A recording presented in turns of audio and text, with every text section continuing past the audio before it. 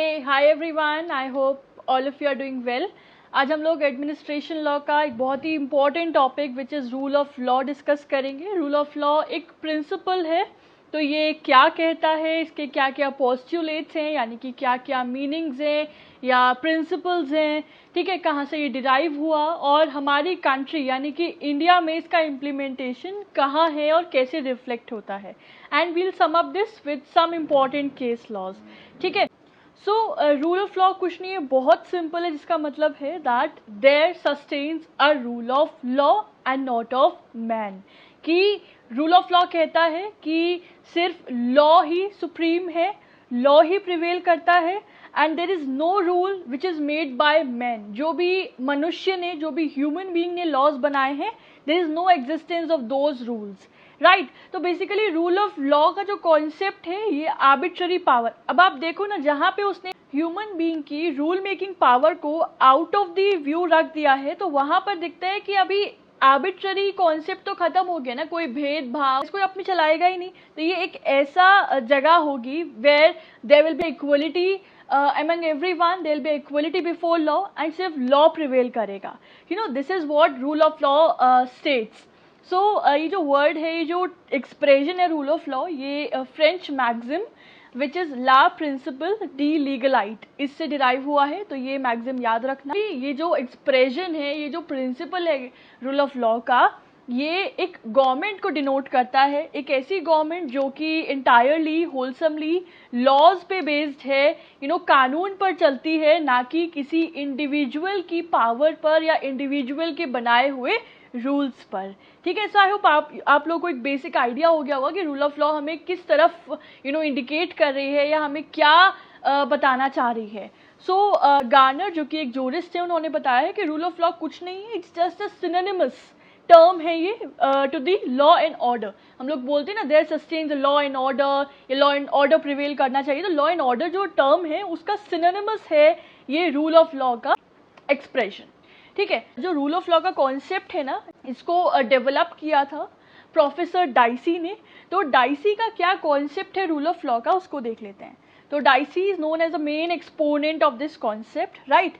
उन्होंने इस कॉन्सेप्ट को डेवलप किया था अपनी बुक के अंदर। बुक का नाम है law and the constitution in 1885, right. 1885 में उनकी ये बुक आई थी। बुक का नाम है लॉ एंड द कॉन्स्टिट्यूशन। तो देखो भाई, ये जितने भी फैक्ट्स है ना, इन्हें अच्छे से याद रखना। आंसर राइटिंग के लिए ऑफकोर्स इंपॉर्टेंट है, बट अगर आप किसी भी कॉम्पिटिटिव एग्जाम की तैयारी कर रहे हैं, उसमें कॉन्स्टिट्यूशन आ रहा है, उसमें एडमिनिस्ट्रेशन लॉ आ रहा है, तो यही क्वेश्चन बनते हैं। क्वेश्चन कुछ भी अलग से नहीं आते हैं।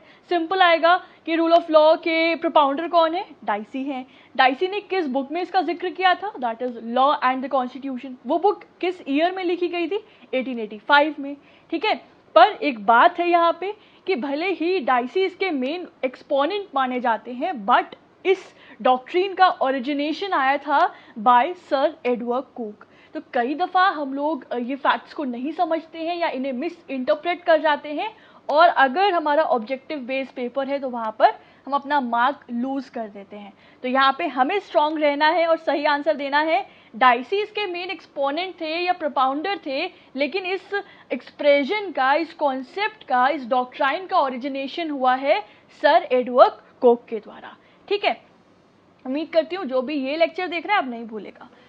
चलिए, अभी जो डाइसी के अकॉर्डिंग रूल ऑफ लॉ का कॉन्सेप्ट है, उसके 3 मीनिंग है, या अलग भाषा में कहूँ तो इसके 3 पोस्टुलेट्स हैं। वो क्या क्या? पहला, rule of law is supremacy of law, second equality before law, and the third predominance of legal spirit. चलिए एक एक करके इनको डिस्कस करते हैं।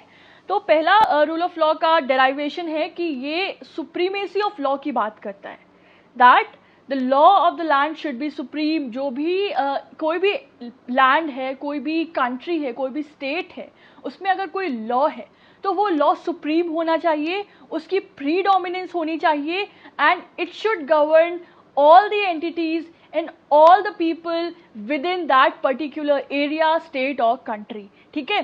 तो उस लॉ की सुप्रीमेसी होनी चाहिए।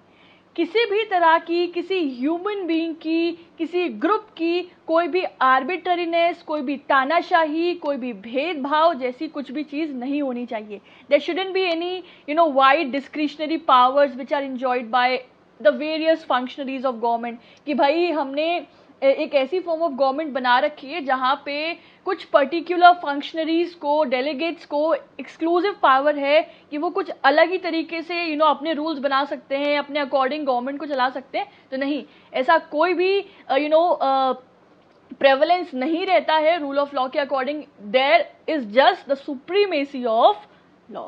ठीक है, चलो सेकंड पॉस्टुलेट आता है द इक्वलिटी बिफोर लॉ। तो रूल ऑफ लॉ कहता है that in a state there should be equality before law. ठीक है, एवरीबॉडी शुड बी इक्वल, चाहे वो किसी भी क्लास का हो, किसी भी कास्ट का हो, नो मैटर, किसी भी ग्राउंड पे कोई डिस्क्रिमिनेशन नहीं होगा और सभी कैटेगरी के, सभी रिलीजन के, सभी क्लास के, सभी जेंडर के लोगों को इक्वली गवर्न किया जाएगा by the ordinary law of the land, और उनके जो भी मैटर्स हैं वो भी ऑर्डिनरी कोर्ट्स के द्वारा ही एडमिनिस्टर किया जाएगा। ठीक है, एंड कोई भी तरीके की स्पेशल कोर्ट्स उनके लिए नहीं बनाई जाएंगी, किसी के लिए भी। जैसे कि हम किसी अगले लेक्चर में डिस्कस करेंगे, कॉन्सेप्ट होता है वो फ्रेंच कॉन्सेप्ट है ड्रॉइट एडमिनिस्ट्रेटिव। ठीक है, डिटेल में नहीं जाएंगे, वो वही डिस्कस करेंगे। पर उस कॉन्सेप्ट में क्या होता है कि जो कुछ स्पेशल पोजीशंस होल्ड करते हैं, जैसे कि कुछ टॉप डेलीगेट्स होते हैं कंट्री के, उनके मैटर्स को एडमिनिस्टर करने के लिए वहाँ पर रूल है कि स्पेशल कोर्ट्स ही उसमें डील करती हैं और मैटर सुनाती हैं, रादर देन जो ऑर्डिनरी कोर्ट है नॉर्मल जनरल पीपल के लिए, उसके अलावा स्पेशल कोर्ट्स होती हैं। कहीं ना कहीं जो जॉइंट एडमिनिस्ट्रेटिव है वो रूल ऑफ लॉ में उस कंटेक्स्ट में डिफर करता है। ठीक है, तो वहीं उस चीज़ को अपोज करता है rule of law. Rule of law कहता है कि भाई सबके लिए समान लॉ है, समान कोर्ट है, सबके लिए इक्वलिटी है।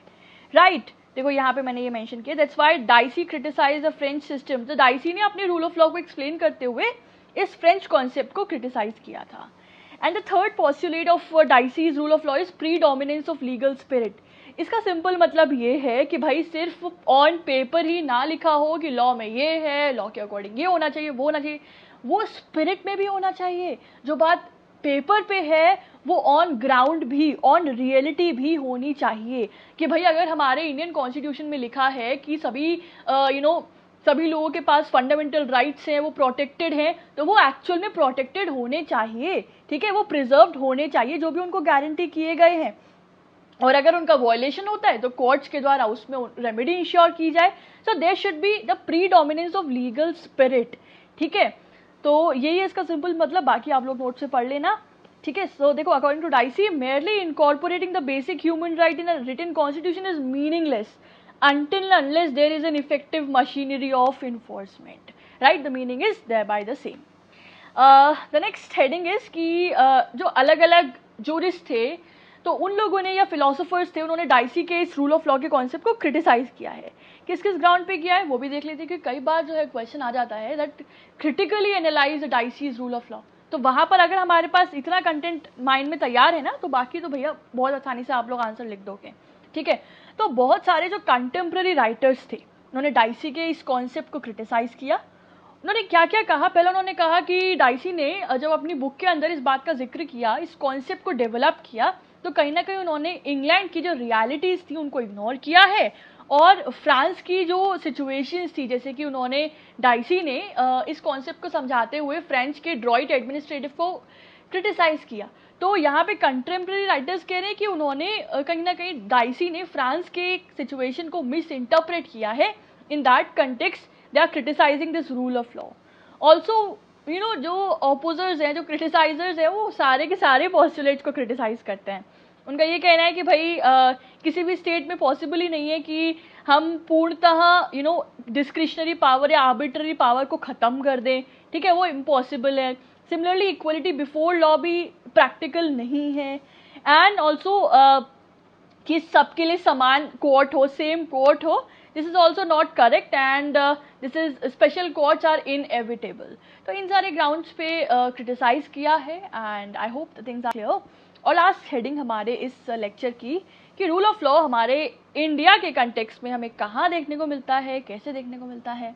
तो देखो एक पहली चीज़ तो बहुत क्लियर है कि as far as India is concern, हमारे इंडियन कॉन्स्टिट्यूशन ने इस रूल ऑफ लॉ के प्रिंसिपल को बहुत अच्छे से इनकॉर्पोरेट किया है हमारे कॉन्स्टिट्यूशनल लॉ के अंदर, जो कि हम सब जानते हैं which is the grand norm और we can say which is the supreme law of the land. तो हमारे कंट्री में king can do no wrong, ऐसी कोई मैक्सिम एग्जिस्ट नहीं करती है कि भाई राजा कुछ गलत नहीं कर सकता है। नहीं, अगर राजा भी गलत करेगा तो राजा को भी सजा मिलेगी। यानी कि इन शॉर्ट, अगर कोई भी टॉप अथॉरिटी भी गलती करती है, अगर प्राइम मिनिस्टर भी गलती करते हैं, अगर प्रेसिडेंट भी गलती करते हैं, अगर गवर्नर भी गलती करते हैं, तो वो भी सब्जेक्ट होंगे to the same set of laws.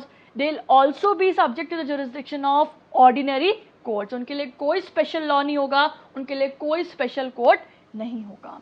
ठीक है, हमारे इंडिया में it is the constitution that is supreme, ना कि कोई एग्जीक्यूटिव, लेजिस्लेचर और जुडिशरी। राइट, जैसे कि हमारे प्रियम्बल में ही आप अगर पढ़ोगे, there states the principle, the ideals of equality, liberty, justice. So वो क्या दर्शाते हैं? Ultimately they are reflecting us the the spirit of rule of law.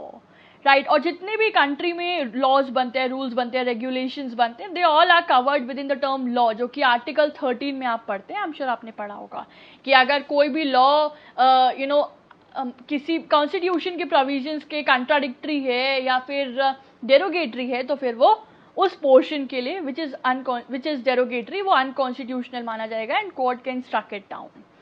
Right, and part 3 जैसे हमारे कॉन्स्टिट्यूशन का है, वो बहुत सारे राइट्स एन्यूमरेट करता है। So in the entire fabric of constitution जब आप देखोगे पूरे डॉक्यूमेंट में, ये जो रूल ऑफ लॉ का कॉन्सेप्ट है ना, it is moving, it is going through like a golden thread which is embedded in all the provisions of the constitution.